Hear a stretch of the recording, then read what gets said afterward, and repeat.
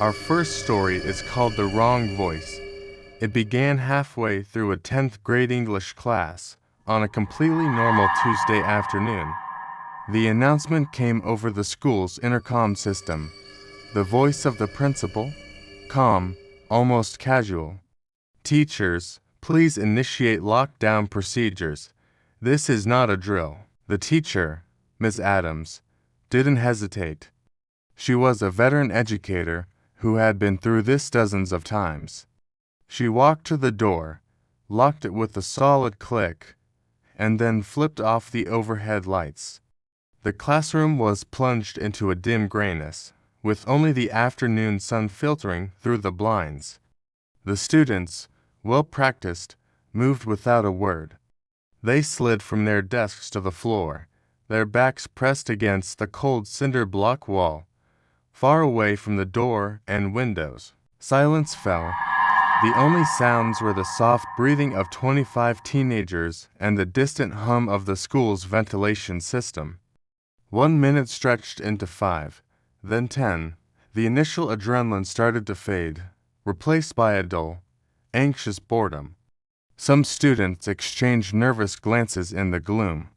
Then, a voice spoke from just outside the classroom door. It wasn't shouting. It was calm and clear. "Miss Carter, it's the office.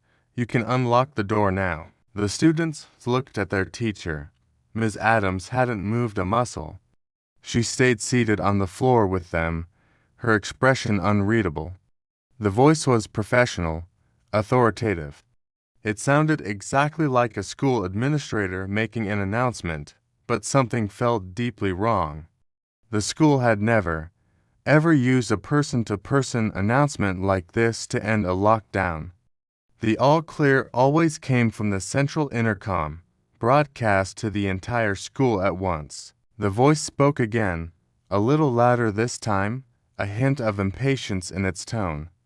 "Miss Carter, we just need to confirm that everyone in your classroom is safe. Please open the door." A few students shifted uncomfortably. Maybe it was a new procedure. Maybe there was a problem with the intercom. The teacher slowly, cautiously, pushed herself up into a kneeling position. Her hands started to move towards the doorknob. The entire class held its breath. Then she stopped. Her eyes widened, a flicker of pure ice-cold realization crossing her face. She looked back at her students and put a single finger to her lips, her expression more serious than they had ever seen it. The voice outside the door had gotten one single, tiny detail wrong. A detail so small, almost anyone would have missed it. It called her Miss Carter. That was her maiden name. A name she hadn't used in over a decade, since she got married. A name that would only be found deep in old district staff records. Nuh, on any current class roster or door plaque. The voice tried one more time, now with an edge of frustration. "Miss Carter, open the door now," but no one moved. They sat in absolute, terrified silence until, 20 minutes later, they heard the sounds of police officers shouting commands down the hallway. They later learned that a man had broken into the school's administrative office, found a list of old staff records, and was systematically moving from classroom to classroom, using the teachers' old names, hoping that one of them would trust the calm, official-sounding voice and open the door. No one in that room did. Our second story, the classroom that responded, took place during a crowded lunch period. When the lockdown alarm blared, the hallways were a chaotic sea of students. Most were herded into the cafeteria or the library, but a few, caught between classes, ducked into the nearest available classrooms. In one particular science lab, only 5 students and their teacher, Mr. Harrison, were present when the lockdown began. They followed the procedure perfectly. The heavy lab door was locked and barricaded with a desk. The lights were out. They huddled together in a supply closet at the back of the room, surrounded by boxes of glassware and old textbooks. The room was silent, so deathly quiet that they began to hear sounds from the hallway. And not just from the hallway, but from the classroom directly across from theirs. A desk scraped loudly against the linoleum floor. A moment later, a distinct, muffled cough. The 5 students in the closet exchanged wide-eyed looks. Mr. Harrison held a finger to his lips, his face tight with concern. Why wasn't the other class being quiet? Then, a voice from that room whispered, but it was loud enough to carry across the hall. "Hello, is anyone out there?" The students in the closet froze. It sounded like another teacher, their voice trembling with fear. And to their horror, the teacher in that classroom across the hall responded. His voice was a low, urgent hiss. "We're in here. We're in lockdown. You need to stay quiet." A fatal mistake. An immediate, chilling silence followed, not the quiet of a lockdown, but the heavy, expectant silence before something terrible happens. A moment later, a blood-curdling scream ripped through the air, followed by the sound of a door being violently kicked open. They heard frantic, panic running, then another scream, cut off abruptly, and then nothing. The 5 students and their teacher stayed hidden in that supply closet for another hour, their hearts pounding in their chests, listening to the suffocating silence from across the hall. When the police finally gave the all-clear, they never found out exactly what happened in that other room. The school administration refused to release details, but they reinforced a terrifying rule to all staff in the aftermath. During the lockdown, you are never, ever supposed to respond to a voice.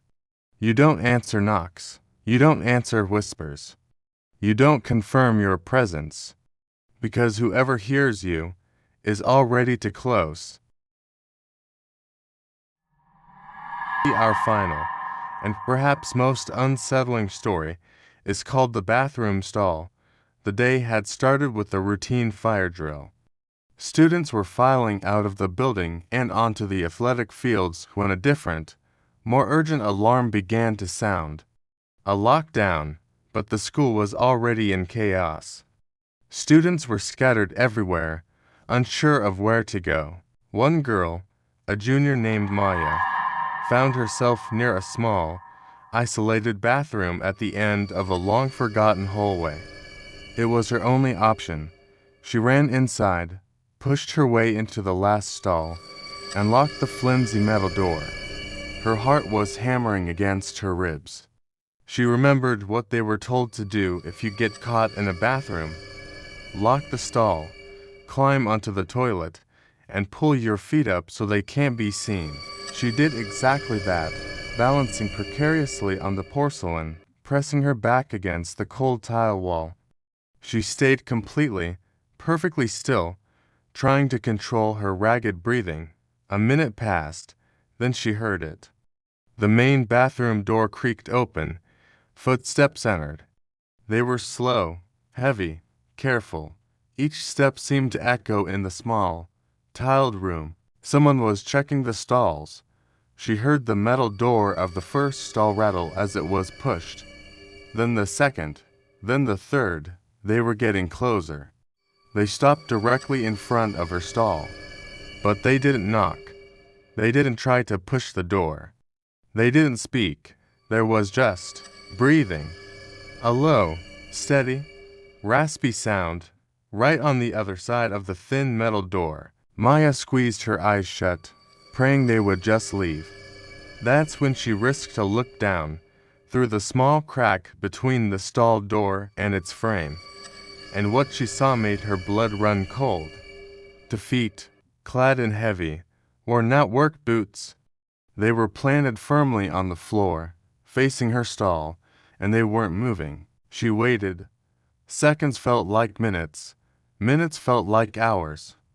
The quiet, raspy breathing continued. The feet never left. They just stood there, waiting, patiently. Maya stayed perched on that toilet, muscles screaming in protest, not daring to make a sound, for what felt like an eternity. When the police finally cleared the school, shouting their presence as they swept each room, the footsteps finally, slowly, walked away and out of the bathroom. An officer eventually found Maya, still shaking in the stall. The officer checked the bathroom. It was empty. There was no one there. But as they were about to leave, they noticed something. On the inside of her stall door, right around where her head would have been if she were sitting normally, were two clear, greasy handprints. Lockdowns are designed to protect us. They create a shield of silence and steel between students and danger. But in doing so, they also create a perfect, silent hunting ground. And sometimes, that silence gives the wrong person exactly the opportunity they need. If you happen to be listening to this late at night, maybe just take a quick peek behind you. Just to be sure. Thanks for watching, and I'll see you in the next video.